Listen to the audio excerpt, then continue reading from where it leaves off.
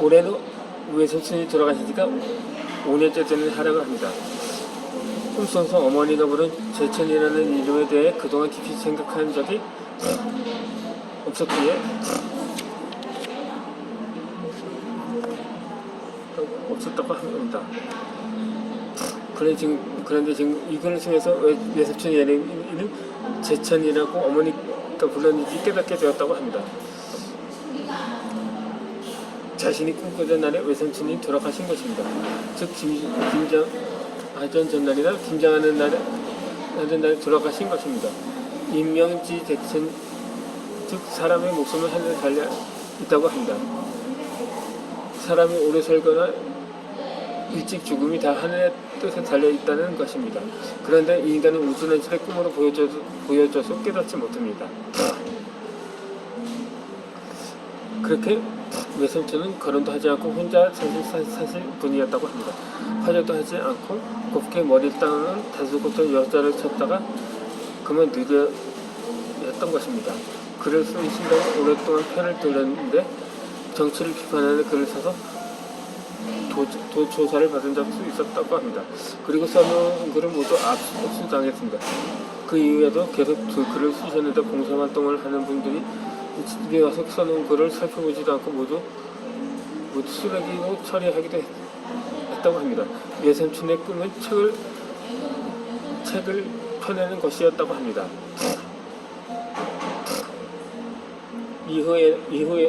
이후로도 외삼촌을 찾아보면 내가 알아서 해먹는 여기까지 신경 쓸 필요 없다고 하셨습니다. 그런데 사시는 모습을 보면서 찾아뵙지 않을 수가 없었던 것입니다. TV도 없어 내가 사서 케이블 TV를 설치해드렸습니다. 불도 떼지 않는 추운 방에서 인터넷에서 음수 매스를 사드렸습니다. 세탁기가 있긴 한데 고장이 나서 사드렸습니다. 냉장고는 면사무소에서 사왔다고 합니다. 전자제품은 어느 정도 갖추었는데 늘 부족한 것 추정했습니다. 술을 주셔서 술병이 방에 가득했습니다. 설거지를 제대로 하지 않아 어떤 솥에는 곰팡이가 피어 있었습니다. 그래서 일순간에 찾아뵈면 청소, 빨래, 식사 준비까지 세꼼에 3시간이 걸렸다고 합니다. 이렇게 매수 찾아뵈려고 노력했는데 돌아가신 후에 찾아뵈고 지금도 가슴이 쓰리고 아프다고 회고하셨습니다. 어머니는 계속 이런 말씀을 하셨다고 합니다. 요즘 자식도 부모를 찾지 않는데 조카가 그렇게 잘하니 너 같은 사람은 조선에 없다고 하신 적이 있었다고 합니다. 언니도 어머니와 똑같은 말을 했습니다. 하지만 나는 자신은 제 외손짝에 방문했다가 돌아오지만 발길이 떨어지지 않았어요. 부족한 것을 이것저것 하자고 해도 늘 채워지지 않았기 때문입니다.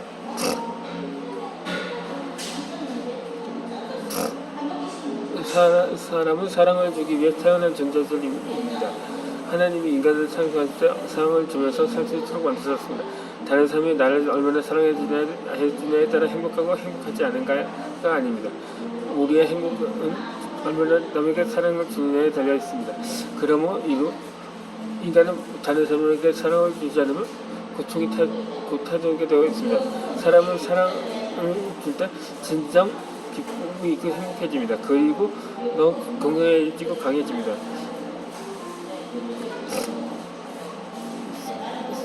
사랑은 사람을 치료해 준다. 사랑을 주는 사람과 받는 사람 모두를 이라며 칼 게닝과 박사가 말을 했습니다. 이어서 마틴 루터 킹은 누구나 위대한 사람이 될 수 있다. 왜냐하면 누구나 남에게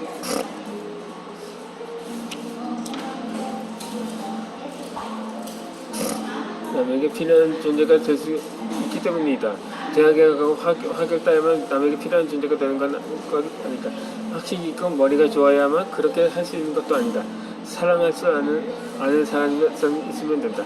영혼을 사랑으로 성장하는 것이니까. 그리고 이것은 진실이라고 말했습니다.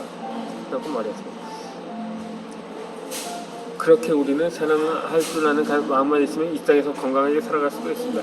영혼은 사랑으로 성장하는 것이니까요.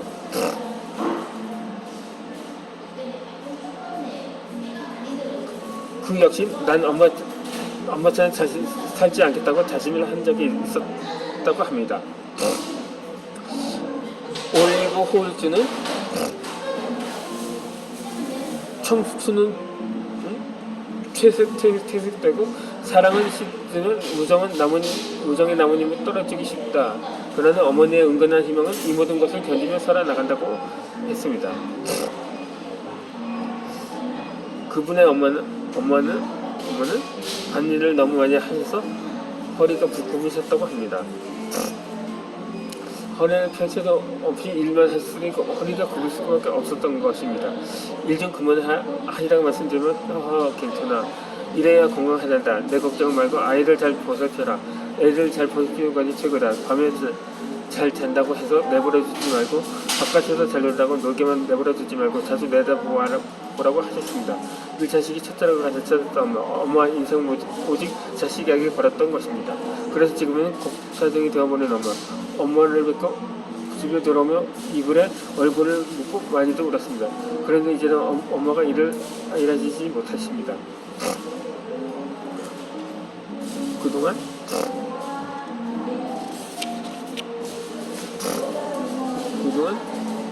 일만 하시느라 힘을 너무나 쏟았기 때문입니다. 50여 년을 허리 굽혀 일만 하셨던 것입니다. 자식들을 위해 허리 굽고 부은 줄도 모르셨던 것입니다. 다음은 마음을 열어두는 101가지 이야기 2에 실린 캐틀린 콜린슨 박사가 제공한 빨간 드레스라는 작전 미상의 글입니다. 어머니가 위축하다는 연락을 받고 달려가 엄마를 보았을 때 나는 엄마가 멀미 못 하시는 것을 알았다. 옷장에서 드레스를 보고 말했다. 엄마 정말 예쁜 옷이군요. 엄마가 이 옷을 입으신 것을 한 번도 못 봤어요. 그러자 엄마가 말씀을 하셨습니다. 난 그 옷을 한 번도 입은 적이 없어. 이리 와서 앉아라. 세상을 떠나기 전에 할 수 있다면 너에게 지금까지 좋은 일을 주고 싶구나. 그러자 나는 엄마 침대 곁으로 가서 앉았습니다. 엄마는 깊이 한숨을 들이쉬고 나서 말씀하셨습니다. 이제 난 머지않아 세상을 떠날 거다. 그래서 어떤 사실들을 보다 분명히 할 수 있지. 난 너에게 좋은 걸 가르치려고 했었다. 하지만 난 너에게 나쁜 걸 가르쳤어. 그게 뭐예요, 엄마야? 무슨 말씀이 줘요, 엄마? 난 늘 생각했다. 좋은 여자는 자기 차를 내세우지 않는다고. 언제나 다른 사람을 위해 자신의 시간을 희생한다고.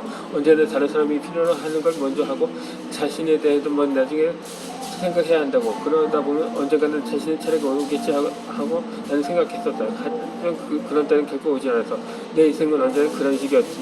어떤 내 아버지를 위해 일하고 내 오빠가 누가 언니들 그리고 널 위해 일했지. 엄마는 정말 엄마가 할 수 있는 모든 걸 하셨어요. 그렇지만 그것은 좋은 일이 아니었다.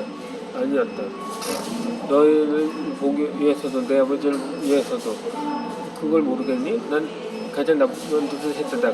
내 자신 위해 떠서 난 아무것도 요구하지 않았어. 저쪽 방에 계시는 내 아버지 지금 걱정이 돼서 벽을 바라보고 안에 계시다. 이사가 아버지가 소식을 말했을 때 내 아버지는 슬픈 정으로 내게 떨면서 말했지. 지금은 안 돼 여보. 내 말 들려? 당신이 지금은 우리는 어떡하라고. 우리는 어떡하라고. 내가 떠나면 물론 힘들겠지. 내 아버지는 너도 알다시피 프레임을 하나도 찾지 못할 거야. 그리고 난 어디 가는 너희를 위해 무릎 공소를 했다. 난 가장 먼저 일어나고 가장 늦게 잠자리에 들었지. 일주일에 7일 동안 아무것도 빠짐없이 밥을 해야 했어. 그러면서도 난 가장 적게 먹었다. 난 이제 네 오빠들 자신의 아내들을 어떻게 대하는지를 몰라. 그러고 보면 속이 뒤집힌다. 왜냐하면 그들에게 그것을 가르친 건 나였고 그들은 그거 되었으니까. 그들은 여자는 동서를 할 때를 제어하고는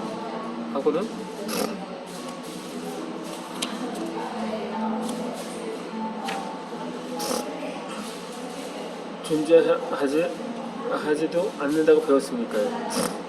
내가 저축한 돈을 한 번도 남김없이 너희들 옷과 책을 사는 데 들어갔다. 그것을 꼭 필요한 것 것들도 아니어서 난 자신을 위해 뭔가 아름다운 것을 차리고 신의 손을 나간 적도 없다. 단 한 번 작년에 적불과 드레스를 산 것을 되어야 하거든. 나는 그것이 $20라는 걸 알았지. 그것을 특별히 내 자신을 위해 주문한 것도 아니었어. 난 세탁소에 돈을 내러 가는 중이었지. 어쨌든 난 이 큰 차용산을 들고 집으로 돌아왔어. 그때 내 아버지가 그 말했지. 당신 그런 옷을 어디에 입고 가려고 그래? 오페라라도 보러 갈까요? 내 아버지 말이 맞았다. 난 그 옷을 옷가에서 한번 입어본 것 말고는 한 번도 입을 기회가 없었어. 난 언제나 생각했었다. 이 세상에서 내가 내 자신을 위해 아무것도 욕심내지 않으면 저 세상에서 그 모든 것이 나에게 돌아온다고. 하지만 난 그것을 더 이상 믿지 않아. 난 생각한다. 신께서는 우리가 지금 여기에서 모든 걸 갖기를 바라신다고. 너에게 말하고 싶다. 만일 어떤 기적이 일어나 이 병성에서 내가 다시 일어나게 된다면 넌 완전히 다른 엄마를 보게 될 거다. 왜냐하면 난 달라질 테니까. 나는 내 차례를 주장해야 하는지도 거의 잊었어. 하지만 난 배울 테다. 난 배울 거야. 라고 말입니다.